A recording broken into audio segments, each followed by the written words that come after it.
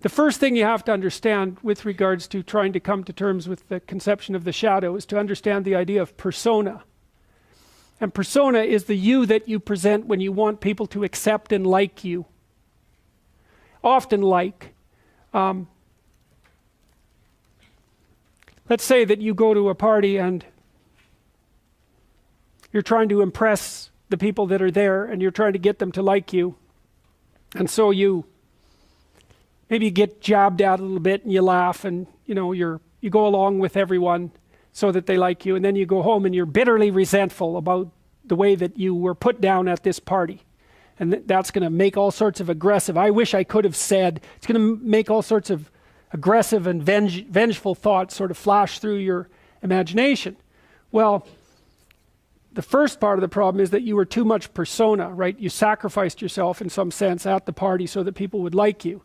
And in the second part, you're refusing to admit to the existence of those elements of you that would have actually protected you from doing that. So let's say you go home and you're all bitter and resentful and you have fantasies of revenge. I mean, that reveals to you the shadow part of you that's aggressive. And the thing is, you actually need that, because if you would have integrated that more successfully into your personality, when you went to the party, you wouldn't have had to let people put you down to get them to like you. Instead of having a face like this, which says, I'll take anything that's coming my way, you have a face and a stance that's more determined and assertive. And if you manifest that properly, people aren't going to mess with you to begin with.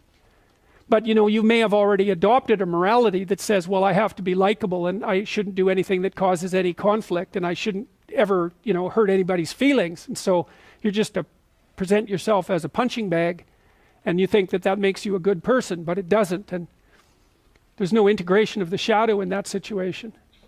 So you see that at the end of the movie, when I mentioned this, when Simba climbs up the rock to take control of it, all the female lionesses bare their teeth and he roars. It's like that aggressiveness is integrated into him.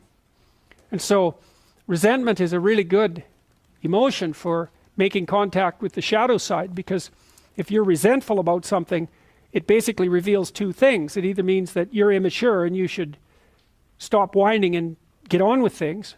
Someone's asked, this often happens with adolescents who are asked, say, by their mother to clean up their room. They get all resentful about it. It's like, shut up and clean up your room. It's not that much to ask.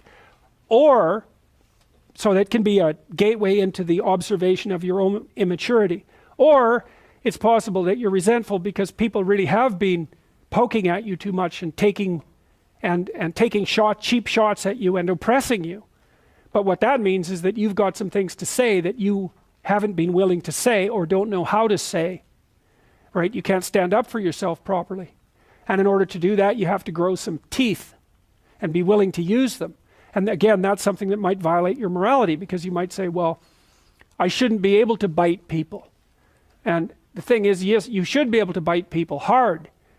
And if you're able to bite them, then generally you don't have to.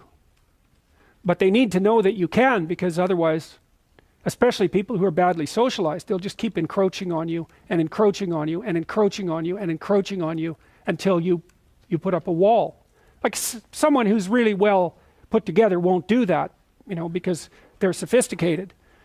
But if you run into people who only have boundaries because other people impose them on them and you won't do it, you're going to be the bullied one in the office, for example. You're not going to get a raise. People aren't going to credit you with your own work. Other people are going to take credit for it. And you're going to go home angry because you're doing your best and you're trying to get along with everyone and nothing ever goes your way. Well, it's because you're a pushover. And you think that's good because you confuse harmlessness with morality. It's not right. Just because you can't do any damage doesn't mean you're moral. It just means you don't have the capability for mayhem. And that makes you a pushover. I mean, the Jungian stuff is very, very dark, It's very dark because his notion of what constitutes a moral human being is much different from the typical view. He really thinks you get that horrible side of yourself integrated so it's up there where you can use it. Because otherwise you're dangerous. You can't say no to people and you'll go along with the crowd. And then if the crowd does something particularly pathological, which it's liable to do, you won't be able to resist it. You won't have the strength of character. And so then you'll fall prey to crowd pathology. And it'll be because you're too agreeable with a, with a shadow resentful side that the crowd and its murderous intent is going to act out.